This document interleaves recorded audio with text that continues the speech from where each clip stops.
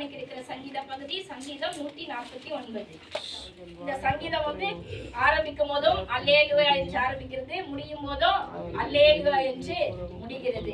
இந்த 140 சங்கீதத்துல என்ன இருக்குது இதுல நம்ம வந்துட்டு பார்த்தோம்னா, அந்த 149 சங்கீதம் வந்து எப்ப பாடப்படும்னா, அப்போ இஸ்ரவேல் காலத்துல வந்து எப்போ போருக்கு யுத்தத்துக்கு போயிட்டு திரும்பி வரும்போது அந்த வெற்றியை கொண்டாடும் விதமா வந்து இந்த சங்கீதம் வந்து பாடப்பட்டிருக்குது. ஒவ்வொரு முறையுமே நம்ம வெற்றியை காணிட்டு அவங்க வந்தாங்கன்னா உடனே இந்த சங்கீதத்தை என்ன செய்வாங்களா வந்துட்டு பாடுவாங்களாம். அப்போ நம்ம யுத்தத்தின் வெற்றியை கொண்டாடும் ஒரு சங்கீதமாக இந்த சங்கீதம் இந்த 149 வந்து இருக்கிறது. அப்போ கர்த்தர் வந்து அவங்களுக்கு வந்து இப்ப நம்ம வெற்றி அடைஞ்சா கூட யார் ஃபர்ஸ்ட் போவார்? ராஜா போவார். ராஜா பின்னாடி தான் எல்லாருமே வந்துட்டு போயிட்டு தான் அந்த வெற்றியை வந்து அவங்க கண்டு வருவாங்க. ஆனா அந்த ராஜாவை அவங்க என்ன செய்ய மாட்டாங்களா, அந்த மக்கள் எல்லாம் மேன்மைப்படுத்த மாட்டாங்களா, அந்த ராஜாவை புகழ மாட்டாங்களாம், தேவனை தான் புகழ்வாங்களா அந்த சூழ்நிலையில அவங்க. அப்போ வெற்றி பெறும் போது வந்து ராஜாவை மேன்மைப்படுத்தி எங்க ராஜா வென்றுட்டாரு, இந்த யுத்தத்துல நாங்க வெற்றி பெற்றுட்டோம்னு சொல்லாம தேவனை மகிமைப்படுத்துறவங்களா வந்து அப்ப இஸ்ரவேல் ஜனங்கள் வந்து இருந்தாங்களான்ட்டு. அப்ப தேவனை மாத்திரம் தான் என்ன செய்வாங்களா அவங்க மகிழ்ந்து அவர் செஞ்ச நன்மையை குறிச்சும் அவர் செஞ்ச வெற்றியை குறிச்சும் அவங்க வந்து போற்றுவாங்களாம். அப்போ வந்து இந்த ஃபர்ஸ்ட் வசனத்துல என்ன சொல்றாங்கன்னா, கர்த்தருக்கு புதுப்பாட்டை பாடுங்கள், பரிசுத்தவான்களின் சபையிலே அவருடைய துதி விளங்குவதாக. எதுக்கு இந்த புது பாட்டுன்னு எதுக்கு போட்டிருக்காங்க நம்ம ஆராய்ச்சிட்டு பார்க்கும்போது, ஆண்டவர் வந்து மீட்ட விதம் ஒவ்வொருத்தரையும் ஒவ்வொரு விதமா இருந்துச்சுங்க. ஒரே விதமா யாரையுமே ஆண்டவர் என்ன செய்யல, மீட்கப்பட்டு எடுத்துட்டு வரல. ஒவ்வொரு விதமா ஒவ்வொருத்தரையும் என்ன பண்றாங்களாம், ஆண்டவர் வந்து விடுதலை கொடுத்தாருங்களாம். அப்போ ஒவ்வொருத்தருக்கும் ஒவ்வொரு விதமா ஆண்டவர் வந்து செஞ்சிருக்கிற அந்த காரியத்தை குறிச்சுதான் அவங்க ஒவ்வொரு வாட்டி பேசினாங்களாம், புது பாட்டை பாடினாங்களாம். அந்த காலத்துல இருந்து எகிப்து ஜனங்களை வாதை என்று கொடுத்தோம், செங்கடலை விழுந்தோம் வந்து மீட்டு கொண்டு வந்தாரு. அதுக்கப்புறம் கிதியோனியரை வேறு விதமாய் மீட்டாரு. அதுக்கப்புறம் அமலேக்கியரை வேறு விதமா மீட்டாரு. அப்போ அந்த மீட்பின் வித்தியாசத்தை வந்து அவங்க பார்க்கும்போது புது புது நாமத்தை சொல்லி புது புது பாட்டை சொல்லி ஆண்டவர் என்ன செஞ்சாங்களாம், ஆராதிச்சாங்களாம். அப்போ கர்த்தர் மீட்ட விதத்தை குறிச்சு அவங்க வந்து நன்றி செலுத்தி புது புது பாட்டா வந்து பாடினாங்களாம். அப்போ நம்மளை குறிச்சு கூட நமக்கு எவ்வளையோ ஒரு சூழ்நிலையில வந்து ஆண்டவர் நம்மளெல்லாம் ஒரே விதமா மீட்டு இருக்காரு. நம்மளுடைய ரட்சிப்பின் சாட்சியை கேட்டா ஒவ்வொரு விதமா நம்ம நிறைய சாட்சிகள் நம்ம வந்து சொல்ல முடியும், வித்தியாசமா சொல்ல முடியும். வித்தியாசமான சூழ்நிலையில இருந்து ஆண்டவர் நம்ம நல்லா செஞ்சாரு, மீட்டு கொண்டு வந்தாரு. அப்ப நாம வெற்றி பெற்றதை கூட இந்த நாளையில நம்ம என்ன செய்ய சொல்றாங்கன்னா, நம்ம ஆண்டவர் வந்து நன்றி செலுத்தும் விதமா ஆண்டவருக்கு நம்ம அந்த நாளில நன்றி செலுத்தணும். அப்ப அவங்க வந்து இந்த போர் முடிஞ்சு நான் வெற்றி பெற்றுட்டோம் அவங்க வந்திருக்கிறாங்க. நாமளும் எத்தனையோ சூழ்நிலையில இருந்து வெற்றி பெற்று வர கர்த்தர் நம்மளுக்கு கிருபை செஞ்சிருக்கிறாரு. எத்தனையோ காரியத்தை நம்மளுக்கு வெற்றி கொடுத்திருக்கிறா இல்லையா ஆண்டவர்? நிறைய காரியத்துல ஆண்டவர் நம்மளுக்கு என்ன செஞ்சிருக்காரு, வெற்றி கொடுத்திருக்காரு. எந்த இடத்துல நம்ம வெட்கப்பட்டு போகாதபடிக்கு அநேக இடத்துல நம்மளுக்கு நம்முடைய தலையை நிமிர செய்த தேவன் நம்மளுக்கு பெரிய காரியங்களை செஞ்சிருக்கிறாரு. இந்த நாளில் நம்ம 140 சங்கீதத்துல என்ன இருக்குதுங்கன்னா, நம்மள வந்து ஆண்டவர் எப்படி மீட்டு எடுத்துன்னு வந்தாரு, நம்ம எந்தெந்த சூழ்நிலையில நம்ம வந்து வெற்றி பெற்றுன்னு வந்தோம், அதை குறிச்சு ஆண்டவருக்கு நன்றி செலுத்துறது தான் இந்த 149 சங்கீதம். இதை பார்க்கும்போது இந்த சங்கீதத்துல ஒண்ணுமே இல்லாத மாதிரி இருந்து தோணும். ஆனா நம்ம ஆண்டவர் செஞ்ச காரியத்தை என்ன செய்யணுமா, புது புது பாட்டை பாடி புது புது நாமத்தை சொல்லி அவரை நம்ம என்ன செய்யணுங்களா, துதிக்கிறவளா நாம வந்து இருக்கணுங்களா. இன்னொரு ஒரு முக்கியமான விஷயம் இதுல வந்து இருக்குது, பரிசுத்தவான்களின் மகிமையோட களி கூர்ந்து தங்கள் படுக்கையின் மேல் கெம்பீரிப்பார்களாக. இது என்ன இது வசனம் தான், பரிசுத்தவான்கள் தான் வந்து கடைசி காலத்துல வந்து நியாயம் தீர்க்க போறாங்க. நம்ம வசனம் இருக்கு இல்லைங்களா, பரிசுத்தவான்கள்லாம் யாரு, கர்த்தருடைய நியாய பிரமாணத்தை கடைபிடிக்கிறவங்க. அப்போ நாம நியாய பிரமாணத்தை கடைபிடிச்சா நாமளும் வந்து எல்லாரையும் நியாயம் தீர்க்கிறதுக்கு நம்மளுக்கு அந்த தகுதி ஆண்டவர் வந்து கொடுத்திருக்காங்க. இவ்வளவு பெரிய கிருபை பார்த்தீங்களா. அது கடைசி காலத்துல வந்து தேவன் நியாயம் தீர்க்கும் போது பக்கத்திலேயே பரிசுத்தவான்களும் இருப்பாங்களாம். அதுக்கான வசனம் கூட நம்மளுக்கு 1 கொரிந்தியர் 6ஆம் அதிகாரம் 2ஆம் வசனத்துல, பரிசுத்தவான்கள் இந்த உலகத்தை நியாயம் தீர்ப்பார்கள் என்று நீங்கள் அறியீர்களா அப்படின்னு ஒரு கொஸ்டின் மார்க் போட்டு அந்த வசனத்துல இருக்கும். அப்போ பரிசுத்தவான்களும் என்ன செய்வாங்க, நியாயம் தீர்ப்பாரு. அப்படிப்பட்ட ஒரு தகுதி யாராவது கொடுப்பாங்களா? இப்போ பிஎம்ஆ இருக்கட்டும் சிஎம்ஆ இருக்கட்டும் இறந்து போயிருந்தாலும் அவங்க நியாயம் தீர்க்கிற உரிமையை நமக்கு என்ன சில ஆண்டவர் நமக்கு வந்து கொடுத்துருக்காரு. எப்போ நியாய பிரமாணத்தை நம்ம கடைபிடிச்சு வாழும் போதுதான். எப்பயோ நம்மளுக்கு எல்லாவற்றையும் செய்யும் போது நம்மளுக்கு என்ன செஞ்சிடாது, கிடைச்சிடாது. கர்த்தருடைய நியாய பிரமாணத்தை நம்ம கை கொண்டு நடக்கும் போதுதான் இவர்களெல்லாம் நியாயத்துக்கிற அதிகாரத்தை கர்த்தர் நமக்கு வந்து கொடுத்திருக்கிறாங்க. அப்போ பரிசுத்தவான்களா இருக்கிறது எவ்வளவு பெரிய ஒரு மேன்மை பிரச்சனை. யாருக்காவது இந்த கிருபை வந்து கிடைக்குமா? கர்த்தர் நியாயம் தீர்ப்போம், ஆனா கூட நாமளும் என்ன செய்வாங்க, நியாயம் தீர்ப்போமா. இப்ப இந்த பரிசுத்தவான்களா இருக்கிறது எவ்வளவு பெரிய கிருபையா ஆண்டவர் ஒரு தகுதியா நமக்கு வச்சிருக்கிறாருன்றத நம்ம வந்து ரொம்ப சிந்திச்சு பார்க்கணும். இது வந்து ஒரு பெரிய காரியம். இதை நான் ஆராய்ச்சி பார்க்கும்போது எனக்கு ஆச்சரியமா இருந்துச்சு. ஆனா இதை பத்தி நம்ம யோசிச்சு அந்த அளவுக்கு நம்ம பார்த்திருக்க மாட்டோம். கர்த்தர் நியாயம் தீர்ப்பா நம்மளுக்கு தெரியும், கூடவே பரிசுத்தவான்களும் நியாயம் தீர்ப்பார்கள் அப்படின்றதுதான் இந்த வசனத்துல வந்து இருக்குது. அந்த பரிசுத்தமான நம்ம நியாய பிரமாணத்தை கை கொண்டு வாழும் போது நாம கூட எல்லாரையும் நியாயம் தீர்க்க முடியும். எப்போ கடைசி காலத்துல ஆண்டவர் வருகை அப்போ நியாயாதிபதி அவர் சிங்காசனத்துல இருக்கும் போதே அவரை கூட பரிசுத்தவான்களும் உட்கார்ந்து இருப்பாங்க, அவங்களும் நியாயம் தீர்ப்பாருங்களாம். அப்ப அந்த பரிசுத்தவான்களா நாமளும் என்ன செய்யணும் இருக்கணும், நம்ம என்ன செய்யணும் பிரயாசப்படணும். அப்ப கர்த்தருடைய நியாயப்பிரமாணத்தை கை கொள்ளணும்லா நம்ம இருக்கணும்ட்டு நம்மளும் என்ன செய்யணுங்களா ஆசைப்படணும். அப்போ கர்த்தர் ஜனங்க சாந்த குணமுள்ளவர்கள் தான் என்ன செய்யப்படுவாங்க ரட்சிப்பினால் அலங்கரிப்பா. நம்ம அதுவும் முக்கியமானது சாந்த குணமுள்ளவர்களா நம்ம இருக்கணும். அப்பதான் கர்த்தர் நம்ம என்ன செய்வாராம் அலங்கரிப்பா. அப்ப நம்ம இந்த கோவம் வச்சுட்டு புறம எந்த வித ஆண்டவருக்கு பிரியமில்லாத எந்த ஒரு காரியமும் நம்ம கிட்ட என்ன செய்யக்கூடாது இருக்கக்கூடாது. ஒரு முகத்தை பார்க்கும் போதே நம்மளுக்கு மற்றவங்களுக்கு நம்மளை பார்த்தாவே என்னப்பா ரொம்ப அமைதியான முகமா இருக்கு, ரொம்ப சாந்தமுள்ளா இருக்கு அப்படி சொல்லணும். இவங்களை பார்த்தாவே டரர் பிசாக்குதல் யாரும் நம்மளா செய்யக்கூடாது சொல்லக்கூடாது. அந்த ஒரு சாந்தத்தை நம்ம என்ன செய்யணும் கர்த்தர் நம்மளுக்கு அந்த சாந்த குணத்தை நம்ம வச்சிருந்தாதான் நம்ம முகத்திலேயே அது தெரியும். நம்ம சும்மா வச்சுட்டு எல்லாம் மேலெல்லாம் நம்ம வேஷம் போட்டா நம்ம என்ன செய்ய முடியாது. சிரிச்சு அந்த அமைதியெல்லாம் நம்மளால ஒரு நாளும் காட்ட முடியாது. நம்ம இருதயத்துல இருந்தாதான் நம்ம முகம் அது நம்ம நிச்சயமா என்ன செய்யும் காட்டி கொடுக்கும். அப்போ கர்த்தர் சாந்த குணமுள்ளவர்களை அலங்கரிக்கிறார். இப்ப நம்ம இந்த நாளையில நம்ம என்ன செய்ய போறோம்னா கர்த்தர் நம்மளை மீட்டு கொண்ட விதத்தையும் ஆண்டவருக்கு நம்ம எத்தனையோ காரியத்துல நம்மளுக்கு வெற்றி கொடுத்திருக்காருங்க அதை சொல்லி நன்றி சொல்லி இப்ப நம்ம என்ன செய்ய போறோம் ஆண்டவருக்கு நன்றி செலுத்த போறோம். இன்னொன்னு பரிசுத்தவான்கள் நம்ம கூட இருந்து நியாயம் இருக்கிற தகுதி நமக்கு கொடுத்திருக்காருன்னு சொல்லியும் நமக்கு என்ன செய்ய போறோம் ஆண்டவருக்கு இப்போ நன்றி சொல்ல போறோம். இன்னொன்னு சாந்த குணமுள்ளவர்களா நம்ம எப்பொழுதுமே இருக்கணும்னு சொல்லிட்டோம் ஆண்டவரத்துல நம்ம கேட்க போறோம். நம்ம கேட்கலாங்களா ஆண்டவர்கிட்ட ஏசப்பா எத்தனையோ மெத்த நம்மள மீட்டு கொண்டு வந்திருக்காரு இல்ல, அதனால நம்ம ஆண்டவருக்கு ஒரு விதமா ஒரு விஷயம் எல்லோரும் சேர்ந்து எத்தனை காலத்துல உங்களை மீட்டு இருப்பாரு ஆண்டவர், எத்தனை சூழ்நிலை இருந்து உங்களை தூக்கி எடுத்திருப்பாரு, எந்தெந்த காரியத்துல உங்களுக்கு வெற்றி கொடுத்திருப்பாரு. ஆண்டவருக்கு நன்றி சொல்லலாமா? இயேசுவின் விலையேறப்பெற்ற நாமத்தினாலே உங்கள் அனைவருக்கும் இந்த 8வது மாதம் காண செய்த கர்த்தருக்கும் உங்களை சந்திக்க வைத்த கர்த்தருக்கு நான் ஸ்தோத்திரங்களை நன்றி நான் ஏறெடுக்கிறேன். கர்த்தர் நிச்சயமா உங்களை ஆசீர்வதிப்பாராக. அல்லேலூயா. கர்த்தர் நல்லவர், அவர் மகத்துவமானவர், அவர் மாறாதவர். ஆமென். ஆமென். பெரிய காரியங்களை செய்ய அவர் போதுமானவர். ஆமென். அதனால தொடர்ந்து ஜெபிங்க. கர்த்தர் நிச்சயமா நம்மை நடத்த அவர் வல்லவர். அல்லேலூயா. ஒரு சிறிய சாட்சி நம்ம கேட்க போகிறோம். நம்ம இருக்கிற அதுல யாரும் ஒரு சிறிய சாட்சி பகிர்ந்து அப்படின்னு சாட்சியாகிறதுக்காக நன்றி சொல்கிறேன். கடந்த வாரம் எனக்கு ரொம்ப பலவீனமாகிடுச்சு. அது எதுனாலனா வீட்டில் ஆட்டோ சேத்துல மாட்டிடுச்சு. அது தள்ளுறன்ட்டு ரொம்ப பலம் 3 பேர் சேர்ந்து தள்ளணும். தள்ளி எடுத்து ஸ்டார்ட் பண்ணி போயிட்டேன். அன்றைக்கி எல்லாம் எதுவும் எனக்கு ஆகலை. ஆனால் மறுநாள் ரொம்ப அடி வயிறுலேருந்து வலி, கீழே ரொம்ப வலிக்க ஆரம்பிச்சிது. ஆட்டோ ஓட்டினே போகும்போது எனக்கு செம்ம வலி. அப்போ நானே யோசித்தேன், சரி பசங்க யாராவது கூப்பிட்டு ஆட்டோ எங்கே நிறுத்திட்டு ஆகஸ்ட் தாமஸ் யாராவது ஒருத்தர் வர சொல்லலாமா, என்னால் முடியல சொல்லலான்னு இருந்தேன். ஆனால் ஆண்டை கிருபையாக என்னை வேலைக்கு போகிற இடத்துக்கு கூட்டின்னு போயிட்டாரு ஏசப்பா. அங்கே போய் நான் சொன்னேன். உடனே அங்கே அந்த சார் நீ போய் உடனே நீ ஹாஸ்பிட்டலுக்கு போவான்னாரு. உடனே பக்கத்தில் ராகி தேட்டர் பார்த்து ஒரு ஹாஸ்பிட்டல் இருந்தது. அங்கே செக் பண்ணி வலிக்கு ஊசி போட்டாங்க. அப்புறம் மாத்திரம் கொடுத்தாங்க. ஸ்கேன் இருக்கும்பா அப்படின்னாங்க. சரின்ட்டு வந்துட்டு அந்த அன்றைக்கி கொஞ்சம் நல்லா இருந்தது. அப்படியே கொஞ்சம் இதாக இருக்கும்போது சரின்ட்டு ஸ்கேன் எடுத்தாகணும் அதுக்காக. ஆனால் வலி டெய்லி இருந்தது. ரொம்ப கொஞ்சம் கஷ்டமாக தான் இருந்தது. ஆனால் கர்த்தர் அந்த டைமில் என்னை பலப்படுத்தி நடத்தின்னு வந்தார். அப்புறம் ஸ்கேன் எடுக்கிறதுக்காக ஒரு 3 நாள் முன்னாடி பையன் அப்போலோ ஹாஸ்பிட்டலுக்கு போயிருந்தேன். அப்போலோ ஹாஸ்பிட்டல் போனால் 5:30 மணிக்கு தான் ஸ்கேன் எடுக்கணும். அப்போது ஒரு 1 ஹவர் ஃப்ரீயாக இருந்தது. அந்த டைமில் அங்கே பிரதர் ஒருத்தர் வெங்கட் பிரதர் நம்ம இங்கே தான் இருக்கார். அவரும் அங்கே ஒர்க் பண்ணுறாரு. அவர் கூட்டு போய் அங்கே ப்ரேயர் ஹால் ஒன்று இருந்தது. ப்ரேயர் ஹாலில் என்னை உட்கார வச்சு பண்ணார். ப்ரேயர் ஹாலில் போனோன்னே அந்த ரொம்ப சந்தோஷமாக இருந்தது. சரி நம்ம ஸ்கேன் எடுத்து முன்னாடி நம்ம ஆண்டவர் அவர் தான் ஃபஸ்ட்டு டாக்டர் நம்மளுக்கு அவரை சந்திக்க போகிறோன்ட்டு நினச்சி அங்கே போய் நல்லா ப்ரேயர் ஹாலில் நல்லா ஆராய்ச்சி துதிச்சு நல்லா அருமையான வார்த்தை எடுத்தாங்க. நல்லா ஜபத்தை பற்றி தான் எடுத்தாங்க வார்த்தைலாம் இது பண்ணி எனக்கு ப்ரேயர் பண்ணாங்க. அந்த சிஸ்டர் கூட இந்த பக்கம்லாம் ஊழியத்துக்கு வருவாங்களாம். வேப்பப்பட்டலாம் அவங்க ரிட்டையர்ட் ஆனாங்க சிஸ்டரு. அங்கே தான் 35 வருஷமாக அங்கே ஊழியம் பண்ணியிருக்காங்க இந்த சர்ச்சில், அப்போலோ ஹாஸ்பிட்டலில். அவங்க பேசினாங்க. பேசிட்டு அப்புறம் உனக்கு எதுவும் இல்லைப்பா ஆண்டவர் ஒன்று சொல்லிருக்காரு, நீ ஸ்கேனில் ஒன்றும் இருக்காதுப்பா அப்படின்னு சொல்லி அனுப்பிச்சாங்க. அப்படி ஸ்கேன்லாம் போய் எடுத்துட்டு அங்கேயே சொன்னால் உனக்கு ஒன்றும் இல்லைப்பா, ஒரு ப்ராப்ளம் கிடையாது அப்படின்னு சொன்னாங்க. சொல்கிறேன்.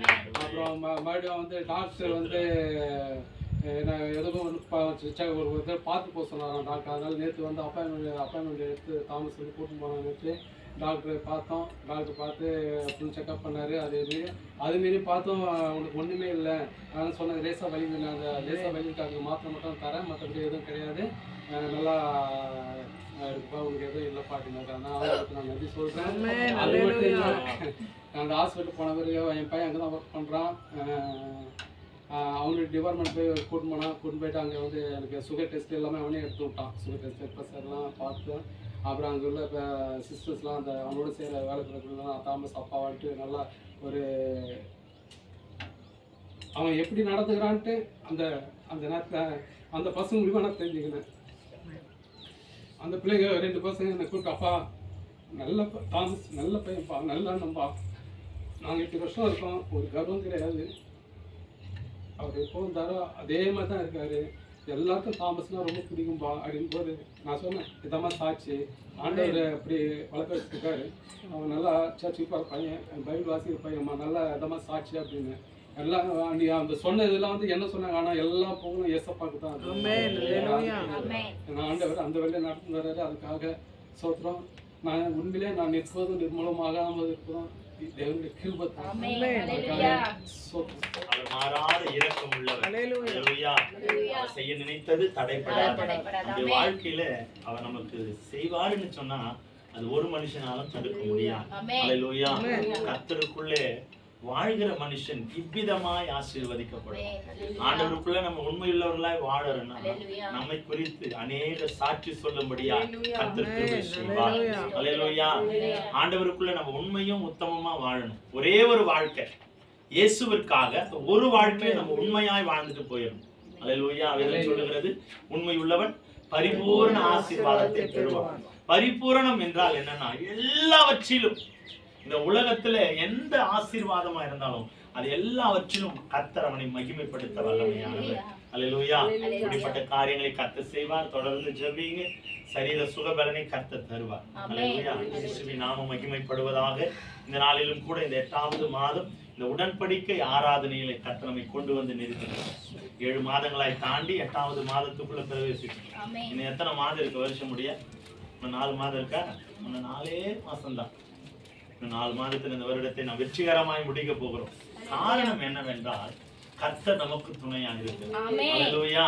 அநேக மனிதர்கள் நம்ம கூட வரலாம் அப்படின்னு நம்ம நினைக்கலாம். ஆனால் ஒரு நாள் அவர்கள் நம்மை விட்டு கடந்து போகிறவர்கள், நாம் ஒரு நாள் அவர்களை விட்டு கடந்து போகிறவர்கள். ஆனாலும் ஒரு நாளும் மாறாதவர், மறையாதவர், விலகாதவர் யாருன்னா ஆண்டவர் ஒருவர் தான்.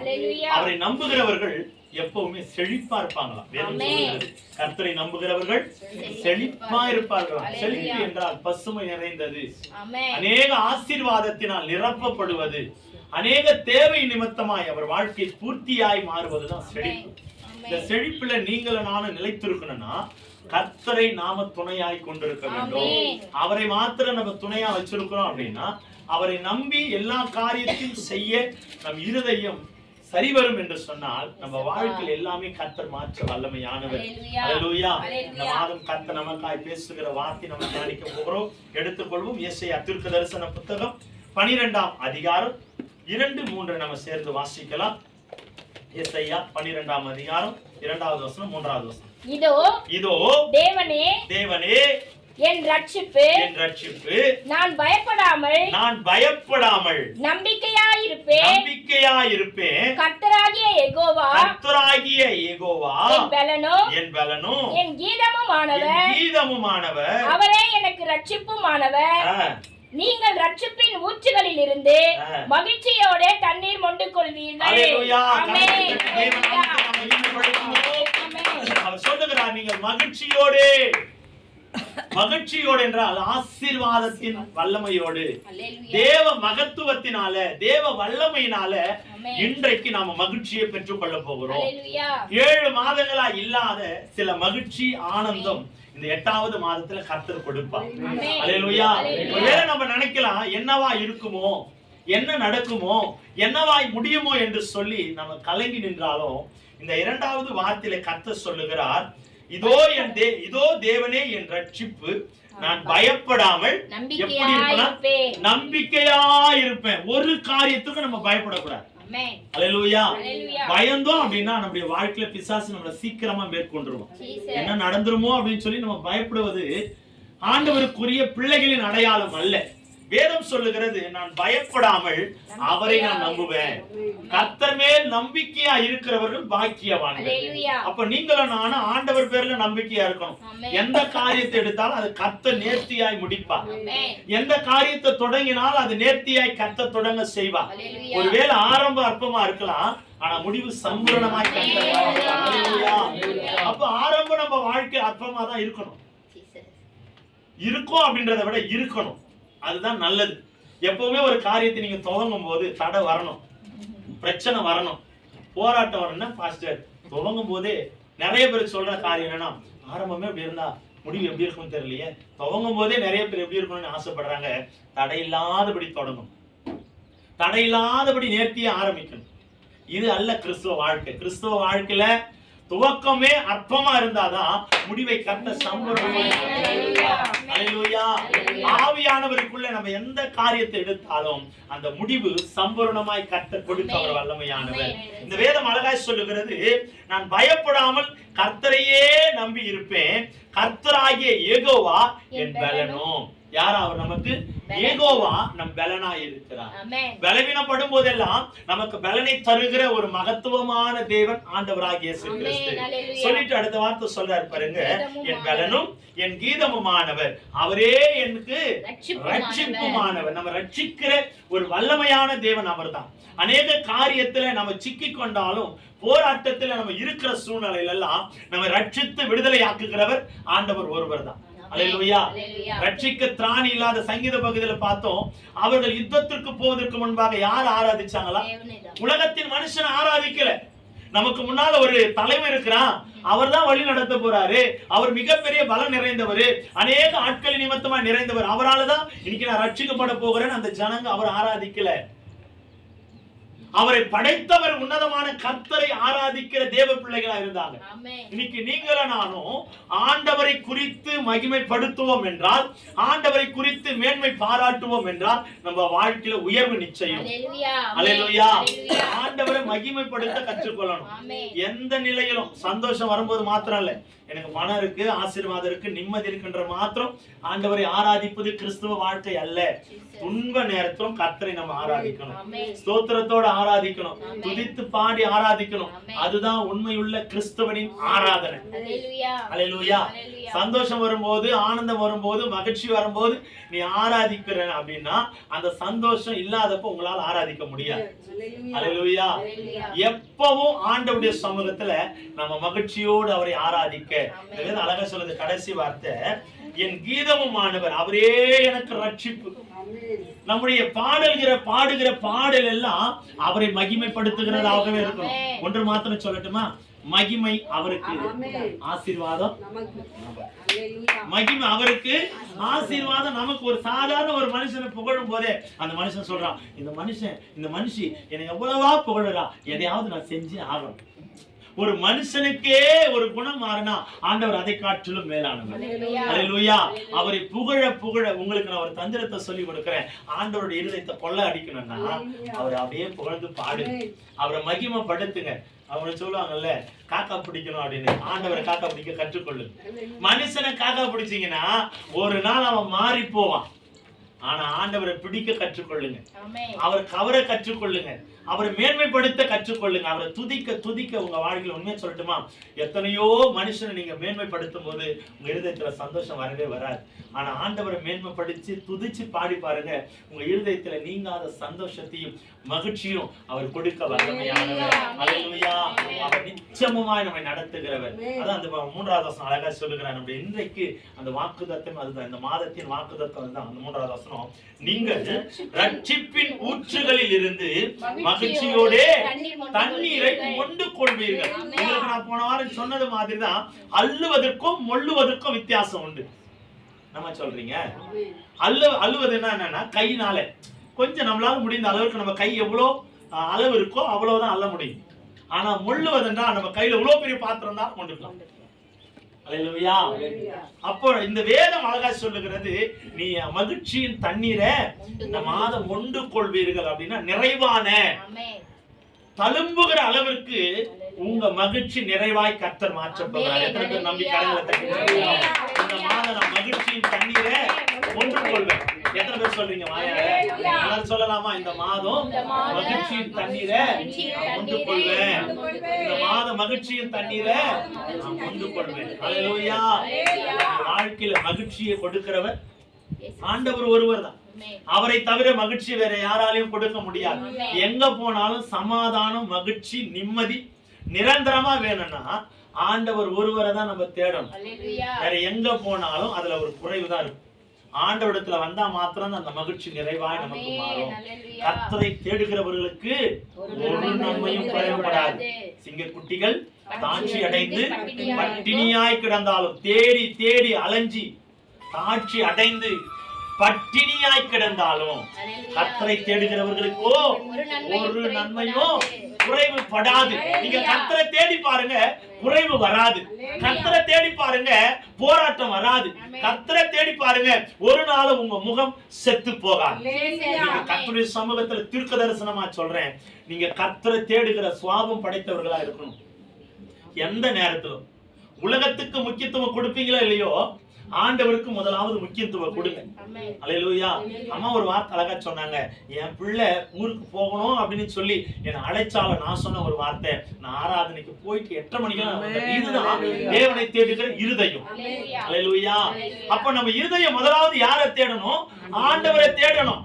உலகத்திற்காக ஆண்டவரை ஒரு நாள நாம விட்டு கொடுத்துடவே கூடாது. ஆண்டவருக்காக உலகத்தை விடலாம், உலகத்துக்காக ஆண்டவரை விடவே கூடாது. அல்லேலூயா. அப்ப ஆண்டவருடைய சமூகத்துல நம்மை நாம் அர்ப்பணிக்கிறவர்களாய் மாறணும். அர்ப்பணிக்கப்பட்டதுதான் கிறிஸ்துவுடைய வாழ்க்கை. அர்ப்பணிப்பின் வாழ்க்கை நமக்கு வேணும். ஏனோ தானவென்று வாழ்கிற வாழ்க்கை கிறிஸ்துவ வாழ்க்கை அல்ல. ஒரு மகிழ்ச்சியின் தண்ணீர் நீங்க மொண்டு கொள்ள வேண்டும் என்றால் உங்களுக்குள்ள அர்ப்பணிப்பு வேண்டும். நான் எதுவுமே செய்ய மாட்டேன், ஆனா என் வாழ்க்கையில நன்மை வரணும் அப்படின்னு நினைச்சா அது நம்முடைய முட்டாள்தனம். அல்லேலூயா. ஆண்டவருக்காக நம்ம எதையாவது செய்யணும்ன்ற முன் உகர்ந்து வரணும். ஆண்டவரை நான் ஆராதிக்கணும், பாடணும், ஞாயிற்றுக்கிழமை ஆராதனையில நான் இருக்கணும். உங்களுக்கு நான் ஏற்கனவே சொல்லி இருக்கிறேன், பாஸ்டர் உங்களை வாட்ச் பண்றாரோ இல்லையோ, நீங்க வருவீங்கன்னு காத்திருக்கிறாரோ இல்லையோ, ஆண்டவர் உங்களுக்காக காத்திருக்கிறார். அல்லேலூயா. இந்த ஆராதனையில, இந்த திருவிருந்துல, இந்த உடன்படிக்கையில என் மகள் என்னுடைய ரத்தத்தையும் சரீரத்தையும் புசிக்கும்படியா, பங்கு பெறும்படியா வருவான்னு சொல்லி ஆண்டவர் எதிர்நோக்கி காத்திருக்கிறார். நாம அவருக்கு முன்பாக ஓடி அவர் நாமத்தை மகிமைப்படுத்துகிறவர்களாய் மாறும். அல்லேலூயா. இப்படிப்பட்ட கிறிஸ்துவுடைய வாழ்க்கை தான் மேன்மையுள்ள வாழ்க்கையா மாறும். இப்படிப்பட்டவர்களுக்கு தான் கர்த்தர் மகிழ்ச்சியின் தண்ணீரை முண்டு கொள்ள கர்த்தர் உதவி செய்வார். அதுல 5வது வசனத்தை வாசிங்க. 5வது வசனம். கர்த்தரை கீர்த்தனம் பண்ணுங்கள், கர்த்தரை கீர்த்தனம் பண்ணுங்கள், அவர் மகத்துவமான கிரியைகளை செய்தார், அவர் மகத்துவமான கிரியைகளை செய்தார், இது பூமி எங்கும் அறியப்பட கடவது. மகத்துவமான காரியங்களை செய்கிறவர். ஆமென். மகத்துவம் என்றால் என்னன்னா மனுஷனால முடியாதது, மகத்துவமானது, அப்படியே யூகிக்க முடியாத ஆச்சரியமானது. மனுஷன் செய்யலாம், ஆனா அது முடிந்தது மாத்திரம் தான் செய்ய முடியும். அவங்க சொல்றது புரியுதா? மகத்துவம் என்றால் முடியாதது. மனுஷன் முடிந்ததை மாத்திரம் தான் செய்ய முடியும். அவன் திராணிக்கு ஏற்றால் போலதான் செய்ய முடியும். ஆனால் ஆண்டவருடைய கிருபை மகத்துவமானது.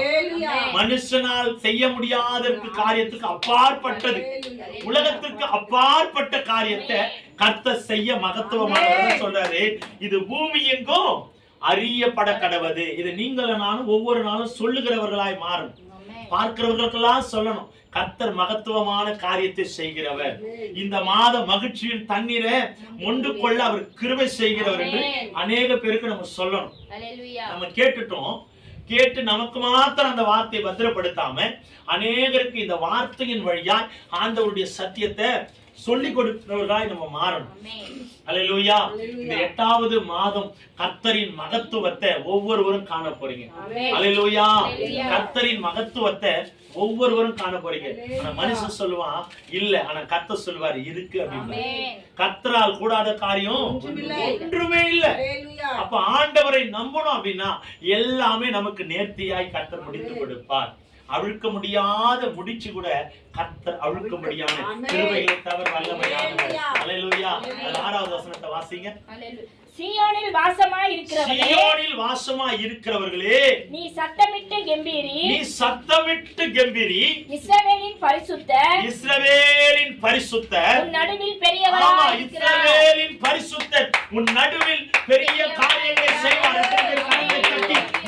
ஆமாதிக்கிறீங்க. அல்லேலூயா. சொல்றாரு பாருங்க, சீயோனில் வாசமாய் இருக்கிறவர்களே, நீங்களா நான் எதுக்குள்ள வாசமா இருக்கிறோம்? ஆண்டவரின் வல்லமைக்குள்ள, ஆண்டவரின் அடைக்கலத்துக்குள்ள, ஆண்டவரின் மகிமைக்குள்ள இருக்கிறோம். சீயோன் என்றால் கர்த்தரின் பர்வதம். சொல்லியிருக்கிற கர்த்தரின் சமூகம். அப்ப கர்த்தரின் சமூகத்தில் இருக்கிற நமக்கு குறைவு வருமா? வரும். ஆனாலும் அது நம்ம மேற்கொள்ளாது. குறைவு வரும். குறைவு இல்லாம யாரா இருக்கிறோமா? நம்ம இங்க இருக்கிறோம். ஆனால் அந்த குறைவு நமக்கு தெரியுதா? அது நம்மள முழுகடிக்குதா? ஆண்டவர் அறியாதவங்களை போய் கேட்டு பாருங்க. சின்ன கடன் தான் இருக்கும். ஆமா, எவ்வளவு கடன்? 10,000 ரூபாய் தான் இருக்கும். ஆனா அவங்க சொல்ற வார்த்தை 10 லட்சம் கடத்தை போல பேசுவாங்க. ஆனா நமக்கு 10 லட்சம் கடை இருக்கும். ஆனா 10,000 கடத்தை போல தான் பேசுவோம். இதுதான் கர்த்தருக்குள் இருக்கிறவர்களின் மேன்மையான காரியம். கர்த்தரின் பர்வதத்தில் இருக்கிறவர்களுக்கு மேன்மையான காரியம். ஒரு அம்மாவை நான் கேட்டேன், இந்த கடனை எப்பதான் என் வாழ்க்கையில நான் தீர்க்க போறேன்னு தெரியல பாஸ்டர், தலை சுத்தி இருக்குது. அந்த அம்மாவை பார்க்கும் போதெல்லாம் எனக்கு பயமா இருக்கு.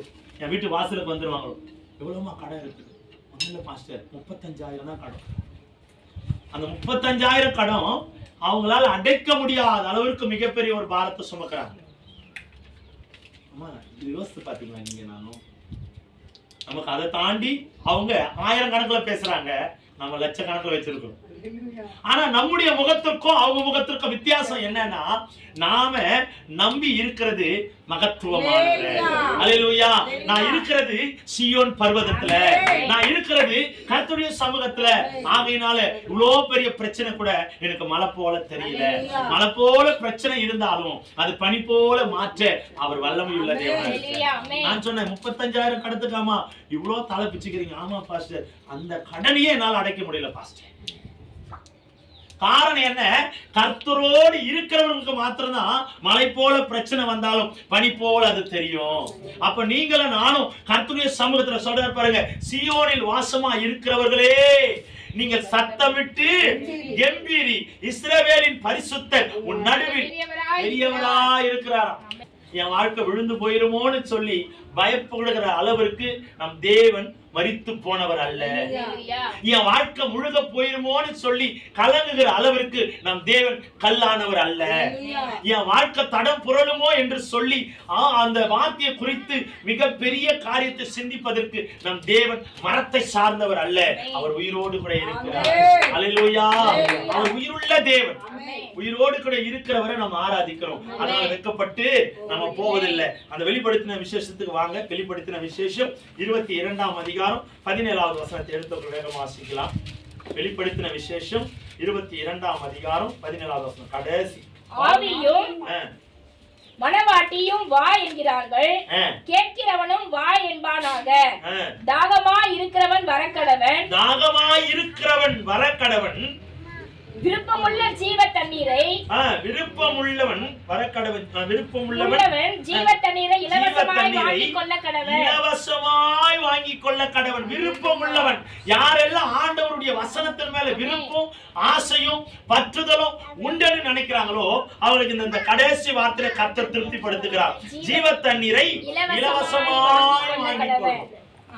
ஆண்டவர் மேல விருப்பம் உள்ளவர்களா நாம் இருக்கணும். என் காரியம் எங்க முடியும் அப்படின்னு நீங்களும் நானும் தெரிஞ்சு வச்சிருக்கணும். என் தேவை எங்க சந்திக்கப்படும் என்பதை நீங்களும் நானும் தெளிவா அறிந்து வைத்திருக்கணும். இன்னைக்கு அநேக பேருடைய வாழ்க்கையில் இருக்கிற எண்ணம் எல்லாம் என்னன்னா, ஒரு மனுஷனிடத்துல போனா என் தேவை சந்திக்கப்படும். ஆமாதானமா? ஒரு மனுஷனிடத்துல போனா என் தேவை நிறைவாய் மாறும். ஒரு மனுஷனிடத்துல போனா என் தேவைக்கான காரியம் ஒழுங்கு செய்யப்படும். நான் இன்றைக்கு சொல்றேன், ஒரு மனுஷன் உன் தேவையை சந்திக்கணும்னா கர்த்தருடைய அனுகிரகம் அங்க கட்டாயமா இருந்தாரு. அல்லேலூயா. ஆமா, நாங்க சகோதரருடைய காரியத்திற்காக திருவள்ளூர் பகுதிக்கு போகும்போது போன இடத்துல எல்லாம் எங்களுக்கு வெறுமை. எல்லா இடத்துலயும் நிக்கிறோம். உண்மையாவே அந்த மருத்துவமனையில போன உடனே எந்த பக்கம் திரும்பணும்ன்ற திசை கூட எங்களுக்கு தெரியுது. ஆனா பழகின இடம் தான், போன இடம் தான். ஆனா எந்த பக்கம் போகணும், எந்த பக்கம் காரியத்தை தொடங்கணும், யாருக்கிட்ட பேசணும், ஒன்றுமே எங்களுக்கு விளங்கல. 2 பேருமே அந்த நடுவுல அந்த எமர்ஜென்சி வார்டுக்குள்ள போகிறதுக்கு முன்னால நடுவுல 2 பேரும் நிக்கிறோம். ஒண்ணுமே எங்களுக்கு புரியல. நாங்க இந்த பக்கமும் திரும்ப முடியல. 2 பேரும் ஒரு கால் அவர் 1/2 hour கிட்ட அங்க நிக்கிறோமே தவிர எங்க கால் அடுத்த எல்லைக்கு போக முடியல. என்னென்னவோ யோசிக்கிறேன், ஒண்ணுமே விளங்கல. எதையோ என் மனசுல ஓடுது. அந்த ஸ்ட்ரெச்சர்லாம் பார்க்கும்போது ஐயாவுடைய ஞாபகம் ஒரு பக்கம் அப்படியே மண்டைய தூண்டுது. ஒரு ஸ்ட்ரெச்சர் உள்ள போனா இந்த ஸ்ட்ரெச்சரா இருக்குமோ, இது வேற ஒரு பக்கம் யோசனை. அடுத்த யோசனை என்ன ஓடுதுன்னா, இந்த இடத்துல தானே நம்ம படுக்க வச்சிருந்தோம், இந்த இடத்துல தானே நின்னோம், இந்த இடத்துல தானே ஓடும். இந்த யோசனையே பாதி ஓடுறதுனால அடுத்த காரியத்தை நான் என்ன செய்யணுன்றது எங்களால் யோசிக்க முடியும். அதை விட மிகப்பெரிய கொடுமை என்னன்னா, அந்த நின்றுட்டே இருக்கிறோம், நிற்கிற அந்த 1/2 hourல எப்படியும் ஒரு 15 கிட்ட வந்திருக்குமா, 10-15 கிட்ட ஆக்சிடென்ட், டெத்து, என்னென்னவோ வந்துட்டே இருக்கு. அந்த இடத்துல நிக்கவே முடியல. அந்த அளவுக்கு ஒரு போராட்டம். நான் பார்க்குற இடத்துல எல்லாம் ஒரு புதுமுகம். அன்னைக்கு பார்த்த ஒருத்தர் கூட எங்க கண்ணில் மாட்டல. நாங்களும் யாராருக்கிட்டே விசாரிக்கணும், ஐயா நீங்க அன்னைக்கு டியூட்டியில இருந்தீங்களா, அம்மா நீங்க அன்னைக்கு டியூட்டியில இருந்தீங்களா, ஐயா நீங்க இருந்தீங்களா. அவங்களாம் கேட்டா நாங்க இல்லை, வேற ஒருத்தர். எங்களுக்கு ஒண்ணுமே புரியல. ஆண்டவர் கிட்ட, ஆண்டவரே ஏன்பா வந்த காரியம் வீணா போகும் போல இருக்குப்பா, என்னப்பா செய்யறது, ஒண்ணுமே காரியம் புரியல. அப்புறம் ஒரு ஐயா கிட்ட கேட்டோம். ஐயா என்ன சொன்னாருன்னா, ஐயா இந்த காரியம் இதை வந்து நடக்கிறது ரொம்ப ஈஸியான காரியம் இல்லை, நாம் அந்த காரியத்தை செய்யணும்னா ரொம்ப கஷ்டம், நீங்கள் அப்போவே முடிச்சிருக்க வேண்டியதானே அப்படின்னு சொல்லும் போது இன்னும் ஒரு பக்கம் குழப்பம் அதிகமாக இருக்குது. என்ன செய்வதுன்னு தெரியலையே, பிள்ளைகள் எப்படியாச்சும் இதுல இருந்து மீட்டெடுக்கணுமே, ஒரு காரியமும் விலங்கலை, என்ன செய்வது ஆண்டவரேன்னு சொல்லி எவ்வளவோ போராடுறோம். கடைசியில் ஒரு அம்மா கிட்ட போய் நம்ம பேசிடலாம், என்ன வெற்றியோ தோல்வியோ ஆண்டவர் வழி நடத்ததுக்குள்ளே நம்ம போவோம்னு சொல்லி ஒரு அம்மா கிட்ட போய் பேசினா, அந்த அம்மா பயங்கரமாக திட்டுறாங்க, உங்களுக்கு அறிவு இல்லையா, நீங்கள் வந்து ஏன் ஒரு நர்ஸாக இருந்துட்டு இந்த காரியத்தை செஞ்சீங்க, உங்களுக்கு வாங்க தெரியாதா, வாங்கணும்னு உங்களுக்கு வந்து தெரிஞ்சிருக்கணுமே அப்படின்னு பண்ணும்போது, இல்லை மேடம் அந்த நேரத்தில் எதுவுமே எங்களுக்கு புரியலை அப்படின்னு சொல்லும்போது, இல்லை சார் இது வந்து கட்டாயமாக வாங்க முடியாது, ஏன்னா வந்து அது யாருமே ஒத்துக்க மாட்டாங்க, நீங்கள் எந்த இடத்துல ஃபஸ்ட்டு ட்ரீட்மெண்ட் பார்த்தீங்க அந்த இடத்துல முதல்ல போய் கேளுங்க எப்படியான்னு சொல்லும்போது ஒரு பக்கம் குழப்பம், ஒரு பக்கம் கலக்கம், வேறு என்ன சொல்வதுன்னு தெரியல. ஆவியானவர்கிட்ட ஒவ்வொருக்கும் அப்புறம் கடைசியாக என் இருதயத்தில் பேசின ஒரே ஒரு காரியம், ஆண்டவரே உண்மை நம்பி நாங்க இங்க வந்துட்டோம், ஆனா இந்த காரியத்துல ஒரு நாளும் நாங்க வெட்கத்தை வெட்கத்தோடு நாங்க நிக்க கூடாது. இது மலை போல பிரச்சனை தான், ஆனா நீங்க சொன்னீங்க என்ன நம்புகிறவர்களுக்கு அந்த பனி போல மாற்றணும்னு சொன்னீங்க. கர்த்தரை நாங்க நம்புறோம்ப்பா, எங்களுக்கு இந்த காரியத்துல ஒரு பனி போல விடுதலை கொடுங்கன்னு சொல்லிட்டு நாங்க வந்து நம்ம பாசமா உட்காந்துட்டாங்க, இருப்பா வேற எதனா வழி கிடைக்குதான்னு பார்க்கலாம் அப்படின்னு சொல்லும்போது எனக்கும் அந்த இடத்துல இருந்து வர முடியல. வேற யாராலும் வெளியே போய் கேட்கலாம், யாரும் ஆம்புலன்ஸ் டிரைவர் வருவாங்களா, அவங்க ஏதாவது தெரிவாங்களான்னு எந்த பக்கம் திரும்பினாலும் திசை தெரியாத ஒரு சூழ்நிலையா இருக்கு. என்ன செய்யறது இல்லை. ஒருவேளை சங்கீதையாக்காச்சும் கால் பண்ணி வர வைக்கலாமா, யாருக்கிட்டையாச்சும் பேசலாம். அவங்க சொன்ன வார்த்தை கேட்கும் போது யாருமே உதவி செய்ய முடியாத நிலைமையில அந்த இடத்துல இருக்கும். அப்புறம் கடைசியா ஒரே வார்த்தைமா, கர்த்தரை நம்புவோம், ஆண்டவர் இந்த காரியத்துல ஏதோ ஒரு நமக்கு ஒரு வழிவாசனை திறப்ப, ஆண்டவர் மேல நம்பிக்கை வைக்கும், வேற யாருமே நம்ம நம்பக்கூடாது, வேற எந்த மனுஷனுடைய உதவி இல்லை, இப்போ ஆண்டவருடைய உதவி மாத்திரம்தான். வா ஜெபிச்சு இந்த இடத்துல இருந்து கடந்து போன்னு சொல்லி அந்த இடத்துல ஒரு சின்ன ஜபத்தை என் இருதயத்திலே நான் பேசினேன், ஆண்டவரே மறுபடியும் இந்த இடத்துல நான் கண்ணீரோட வேதனையோடு நிற்கக்கூடாது, எனக்கு நீங்க உதவி செய்யுங்க அப்படின்னு சொல்லி அந்த இடத்த விட்டு நான் கடந்து வந்துட்டேன். கடந்து வரும்போது எங்கேயாவது டீ குடிக்கலான்னா கூட மைண்ட்ல இந்த யோசனையே ஓடிட்டு இருக்கு, என்ன செய்யறது வெறுமையா போறேங்க. உண்மையாவே வந்து ஒரு 2 நாளா நைட்டெல்லாம் யோசிச்சுட்டு மறுநாள் பாஸ்டம்மா சொல்றாங்க, திடீர்னு இல்லப்பா அக்கா விசாரிச்சிருக்கிறாங்க, ஐயா ஒருத்தர் உதவி செய்யறேன்னு சொல்லியிருக்கிறான்னு சொல்லும் போதுதான் ஒரு மிகப்பெரிய ஒரு வீட்டை தூக்கி கீழே வச்ச மாதிரி ஒரு சந்தோஷம். அல்லேலூயா.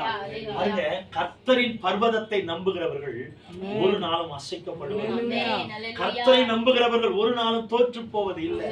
பாருங்க, இந்த வேதம் அழகாய் சொல்லுகிறது, அதாவது விருப்பம் உள்ளவன் ஜீவ தண்ணீரை இலவசமாய் வாங்கி கொள்ள கடவுள்.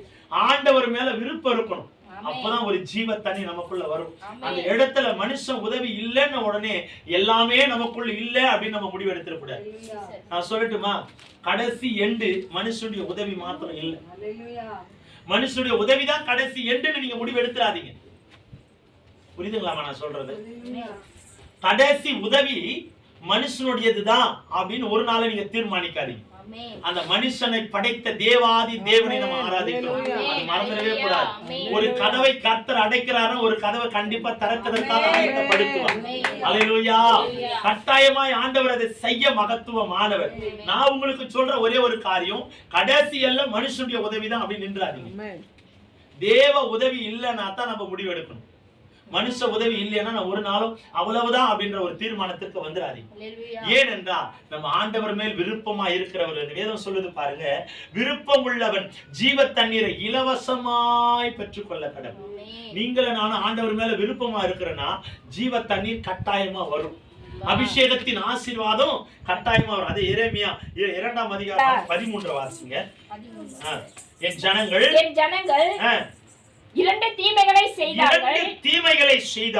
ஜீவ தண்ணீர் ஊற்றாகிய என்னை விட்டு விட்டார்கள். தண்ணீர் நிற்காத தொட்டிகளாகிய வெடிப்புள்ள தொட்டிகளை தங்களுக்கு வெட்டிக் கொண்டார்கள். இன்னைக்கு அநேக மனுஷனுடைய சிந்தை எதை தேடி போகுதா?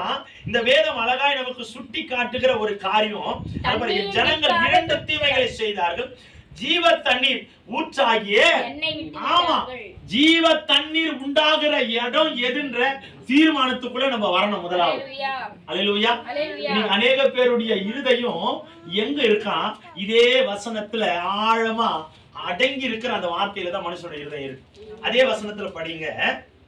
என் ஜனங்கள் 2 தீமைகளை செய்தார்கள்.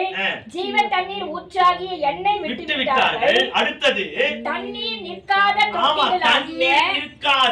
தொட்டிகளாகிய வெடிப்புள்ள தொட்டிகளை தங்களுக்கு வெட்டிக் கொண்டார்கள். தண்ணீர் நிற்காத வெடிப்புள்ள தொட்டி அப்படின்னா என்னன்னா, உலகத்தை நம்புகிற எண்ணம், செய்ய முடியாத, வேதம் சொல்லுதுல, ரட்சிக்க திராணி இல்லாத பிரபுக்களையும் ராஜாக்களையும் நம்பி நிக்கிற இந்த உலகத்தை கர்த்தர் சொல்லுகிறார். வெடிப்புள்ள தொட்டிகள் என்று ஆண்டவர் சுட்டி காட்டுகிறார். இன்னைக்கு நாம எதை நம்புறோம்? வெடிப்புள்ள, எந்த இடத்துல தண்ணி நிக்கலையோ, எந்த மனுஷனால செய்ய முடியலையோ, எந்த இடத்துல ஆகாதோ, எந்த இடத்துல நடக்காதோ, எந்த இடத்துல முடியாதோ, அததான் இன்னைக்கு நம்பி நம்பி நம்பி நம்பி நம்பி ஏமாந்து நிக்கிறோம். அல்லேலூயா. ஆமா, 2 தீமைகள் ஆண்டவர் சொல்றார், அழகா சுட்டி காட்டுறார். 2 தீமைகள் எனக்கு செஞ்சாங்கப்பா. 1, ஜீவ தண்ணீர் ஆகிய எண்ணெய் விட்டுட்டாங்க. 2வது வெடிப்புள்ள தொட்டிகளை தேர்ந்தெடுத்துட்டாங்க. முடியாத இடத்துல போயிட்டு மனம் கதறி பதறி அழறாங்களே தவிர, முடிந்த இடத்துல நடக்கிற இடத்துல என்னை நோக்கி வருவது இல்லை அப்படின்னு ஆண்டவர் பரிந்துரைத்தார். இன்னைக்கு உங்களுடைய இருதயமோ என்னுடைய இருதயமோ எங்க இருக்கணுமா? ஜீவ தண்ணீர் ஆகிய கர்த்தருடைய சமூகத்தை நோக்கி போகணும். நான் இன்னைக்கு சொல்றேன், எந்த தீர்மானமா இருந்தாலும் உங்களுக்கு நான் அடிக்கடிக்கு சொல்ற ஒரு காரியம், முதலாவது கர்த்தரின் சமூகத்துக்கு போகணும். எந்த ஒரு இந்த மனுஷனிடத்துல போயிட்டு அதுக்கப்புறம் நான் சர்ச்சுக்கு போறேன் இல்ல, இந்த மனுஷனை விசாரிச்சுட்டு அதுக்கப்புறம் நான் ஜெபம் பண்றேன் இல்ல. முதல்ல ஜெபம் இருந்தாதான் அந்த மனுஷனுடைய உதவி கூட உங்களுக்கு. பாருங்க, ஜீவ தண்ணீர் ஆகிய என்னை விட்டு விட்டார்கள். தண்ணீர் நிற்காத தொட்டிகளாகிய வெடிப்புள்ள தொட்டிகளை தங்களுக்கென்று வெட்டிக் கொண்டார்கள். அவங்களுக்காகவே தங்களுக்கென்று அவங்களே நியமிச்சுக்கிறாங்க, அவங்களே தீர்மானிச்சுக்கிறாங்க. இன்னைக்கு நம்முடைய இருதயம்லாம் எப்படி இருக்கு தெரியுமா? கண்டு விசுவாசிக்கிற இருதயம். இன்னும் கூட நம்ம அப்படிதான் நம்ம இருக்கிறோம். யார போல இருக்கிறோம்? தோமாவுடைய வாழ்க்கை தான் இன்றைய வரைக்கும் நம்ம வாழ்ந்துட்டு இருக்கிறோம். ஆனா இன்னி வரைக்கும் நம்ம யாரை குறை சொல்லிட்டு இருக்கிறோம்? தோமாவையே சொல்லிக்கிட்டு இருக்கிறோம். அவன் நம்பாதவன், அவனை முடியாதவன், தோமா இப்படி இருந்தான், தோமா இப்படி இருந்தான், தோமா இப்படி இருந்தான். இன்னைக்கு பல தோமாங்க அப்படிதான் இருக்கிறாங்க. நீங்கள நானும் அந்த ரகத்தை சேர்ந்தவர்கள் அல்ல. கண்டு விசுவாசிக்கிறவனை விட காணாமல் விசுவாசிக்கிறவன் பாக்கியவான். எலியாவை சுற்றி அநேக பேர் நின்றாங்க. இதுதான் தெய்வம், இதுதான் தெய்வம், இதுதான் தெய்வம். ஆனால் எலியா ஒரே ஒரு மனுஷன், தனி மனுஷன், கர்த்தரை நோக்கி மாத்திரம் நின்றான். ஒரு அக்கினி புறப்பட்டு வரும் என்று நம்பினான். வந்துச்சா இல்லையா? ஒரு மனுஷனுடைய அபிஷேகம் அக்கினியை பூமிக்குள்ள கொண்டு வந்தது. இப்ப உங்களுடைய விசுவாசம், என்னுடைய விசுவாசம் எப்படி இருக்கணும்? உலகத்தை நம்புகிற விசுவாசம் அல்ல, உலகத்தை அசைக்கிற விசுவாசம். நம்ம விசுவாசம் அப்படி இருக்கணையா? உலகத்தை அசைக்கிற விசுவாசமா இருக்கணும். எந்த இடத்துல போனாலும் கர்த்தரின் வார்த்தையை நம்பி நில்லுங்க, அவர் செய்வார் என்று அந்த நம்பிக்கை நமக்குள்ள வரணும். நம்ம முகமெல்லாம் ஏன் வாடலா இருப்பதற்கு காரணம் என்ன? நாம இன்னும் அவர் வசனத்தின் மேல நாட்டம் போகணும். நம்ம முகம் பிரகாசமா இருப்பதற்கும் பிரகாசமற்று இருப்பதற்கும் ஈஸியா காரணம் உண்டு. நான் உலகத்தை நம்பினா என் முகம் பிரகாசமாக சோர்வுல தான் இருக்கும், கவலையில தான் இருக்கும் என் சிந்தையெல்லாம். அந்த ஹாஸ்பிட்டல்ல நிற்கும் போது நான் நம்பினது மனுஷனை. இந்த ஏதாவது ஒரு மனுஷன் என் கண்ணில் தென்படுவான், அவனை கேட்டுட்டு ஈஸியா இதை முடிச்சிடலாம் அப்படின்னு தான் நான் போனேன்.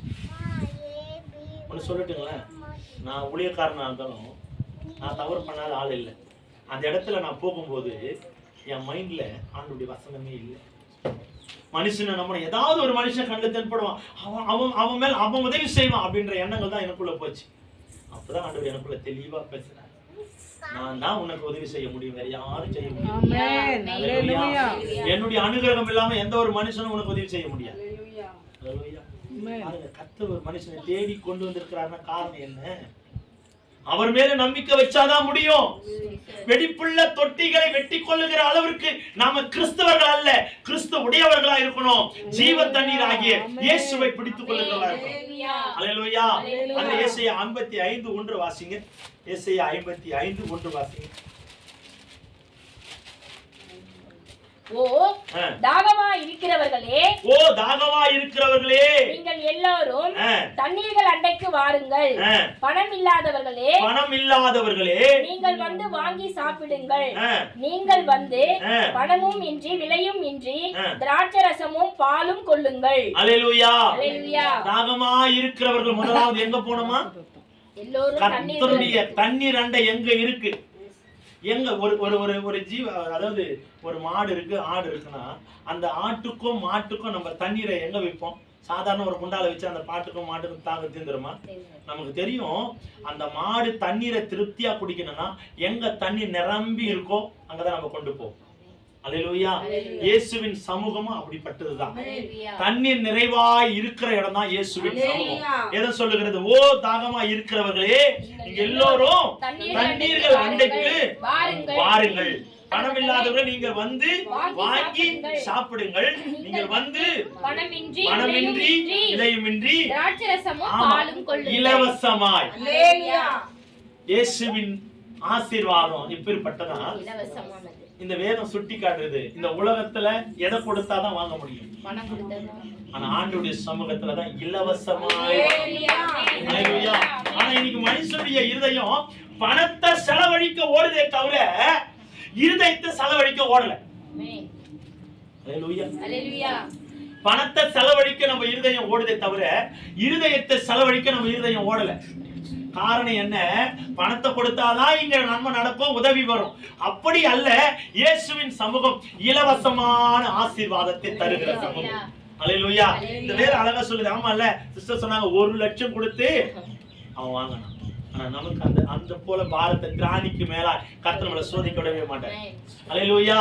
ஏற்ற நேரத்துல ஏற்றதை செய்ய அவர் வல்லமையானவர். காத்திருக்கணும், அவ்வளவுதான், வேற ஒண்ணும் இல்ல. காத்திருக்கணும். ஆமென். பொறுமையா காத்திருக்கணும். அல்லேலூயா. ஒண்ணு மட்டும் சொல்லட்டுமா? உங்க வாழ்க்கையில ஆசீர்வாதம் வரணும்னா ஒரே ஒரு சிம்பிள் விஷயம், பொறுமை இருந்தா போதும். ஆண்டவருடைய சமூகத்துல பொறுமையா விண்ணப்பம் பண்ணி காத்திருந்தீங்கன்னா வேதம் அழகா சொல்லுகிறது, பொறுமை உள்ளவனாய் இருந்து வாக்குத்தத்தத்தை பெற்றுக் கொள்ளுகிறவனே பாக்கியவன். புரியுதுங்களா? நமக்கு பொறுமை ரொம்ப ரொம்ப அவசியம். எல்லாவற்றிலும் நம்ம அர்ஜென்ட் பட்டோம் அப்படின்னா தான் சிக்குண்டவர்களாய் நம்ம போய் ஏதோ ஒரு காரியத்துல மாட்டிக்கிறோம். அல்லேலூயா.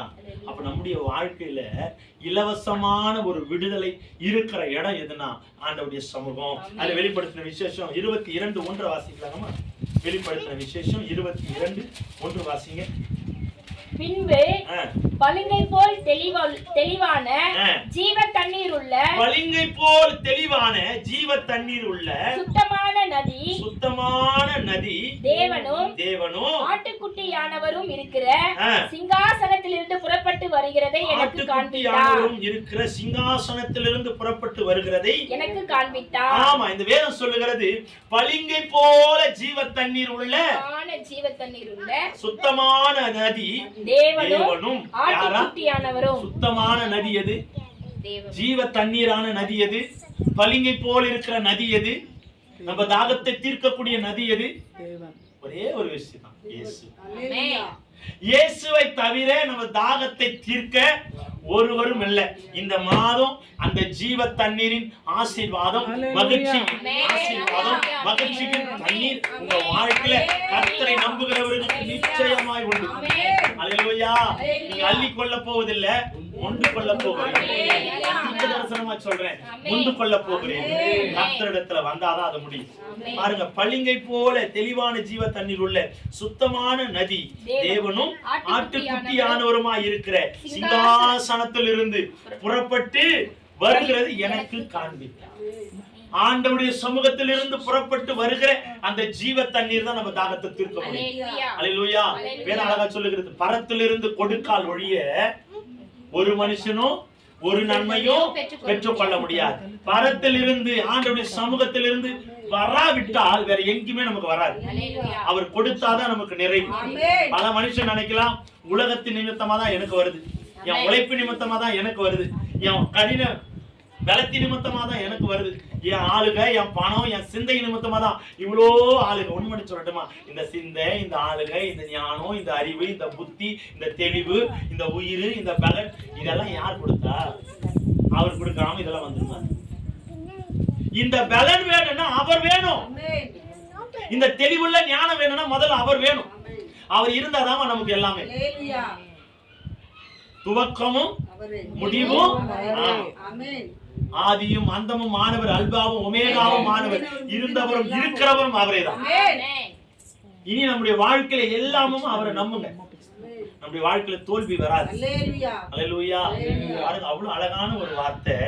சிங்காசனத்தில் இருந்து புறப்பட்டு வருகிறதே எனக்கு காண்பித்தான். ஒரு தேவ தூதன் யோவானுக்கு வெளிப்படுத்தின அந்த அருமையான வார்த்தை.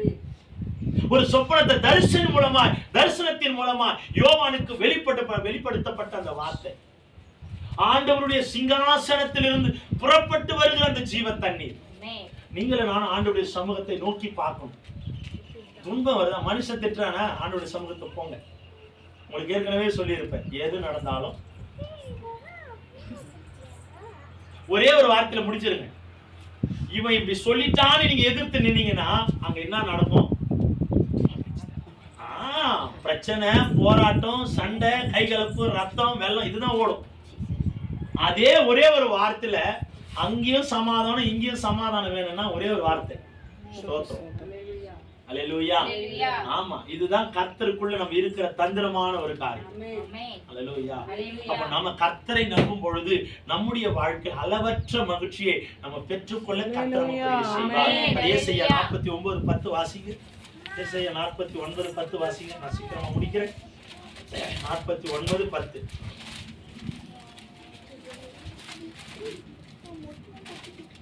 வாசிங்கம்மா. அவர்கள் பசியா இருப்பதும் இல்லை. அவர்கள் பசியா, யாரா? ஆண்டவரை தேடுகிற, ஆண்டவருடைய சமூகத்திற்கு போகிற, ஆண்டவருடைய பர்வதத்தை நம்பி நிற்கிறவர்களுக்கு கர்த்தர் சொல்றாரு, அவர்கள் பசியா இருப்பதில்லை, தாகமா இருப்பதில்லை, உஷ்ணமாகிலும் வெயிலாகிலும் அவர்கள் மேல் படுவதும் இல்லை.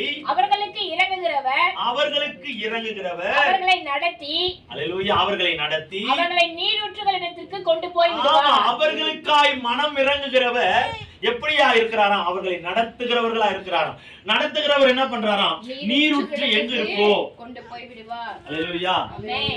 இந்த சங்கீதம் 23வது வசனத்தை வாசிங்கன்னா அருமையா தெரியும். கர்த்தரின் மெய்ப்பராய் இருக்கிறார், ஆட்சி அடையேன், அவர் என்னை உள்ளுள்ள இடங்களில் மேய்த்து. இந்த வார்த்தை அர்த்தம் புரியுதா? எங்க பிள்ளை இருக்கோ, எங்க ஆகாரம் இருக்கோ, எங்க திருப்தியான ஒரு ஆகாரம் கிடைக்குமோ அங்கதான் ஆண்டவர் நம்மள எங்க தளர்ந்த தண்ணீர் இருக்கோ, தழுவுகிற தண்ணீர் அண்டை இருக்கோ, அங்கதான் நம்ம தாகம் தீர்க்கப்படும் அவருக்கு தெரிஞ்சு அங்க கொண்டு போய் நம்ம விடுகிறார். அமர்ந்த தண்ணீர் அண்டை கொண்டு போய் விடுகிறார். அவரின் ஆத்துமாவை தேற்றி தம்முடைய நாமத்தின் நிமித்தம் என்னை நீதியின் பாதையில் நடத்துகிறார். நான் மரண இருளின் ஆமா, எந்த நிலையிலும் நீங்க பயப்படாதீங்க, கர்த்தர் நம்மோடு கூட இருக்கிறார். அல்லேலூயா. அருமையான வார்த்தை, அவ்வளவு அருமையா இந்த வார்த்தையில ஆண்டவர் பேசுறார். படிங்க அது மறுபடியும். அவர்கள் பசியா இருப்பதும் இல்லை, தாகமா இருப்பதும் இல்லை, உஷ்ணமாகிலும் அவர்கள் மேல் படுவதில்லை. அவர்களுக்கு இறங்குகிறவர் அவர்களை நடத்தி, அவர்களை நீரூற்றுகளிடத்திற்கு கொண்டு போய் விடுவார். ஆமா, இதுதான் இயேசுவின் மகத்துவமான விடுதலையின் அன்பு, இலவசமான அன்பு. ஒரு மனுஷன் நமக்கு உதவி செய்யறான்னு வச்சுங்களேன். ஒரு இடத்துல நான் பார்த்தேன், ஒரு ஐயா வந்து ரோட்ல உட்காந்துட்டு இருந்தாரு. தம்பி இந்த மூட்டை கொஞ்சம் தூக்கி வை. ஒரு இடத்துல நான் பார்த்தேன், இந்த மூட்டை கொஞ்சம் தூக்கி வை. நான் போட வேலை இல்லை உனக்கு, என்னால் முடியல, நான் உட்காந்துருக்கேன், பா கொஞ்சம் தூக்கி வைப்பா. அதெல்லாம் முடியாது, என்னால் முடியாது. சரி வாப்பா, 50 ரூபா தர, தூக்கி வை. உடனே அவர் வந்து அந்த ஹெல்ப் பண்றாரு.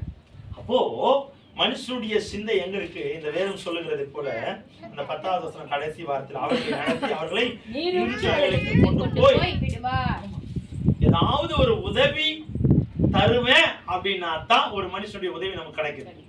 ஆனா இயேசுவின் உதவி அப்படி அல்ல.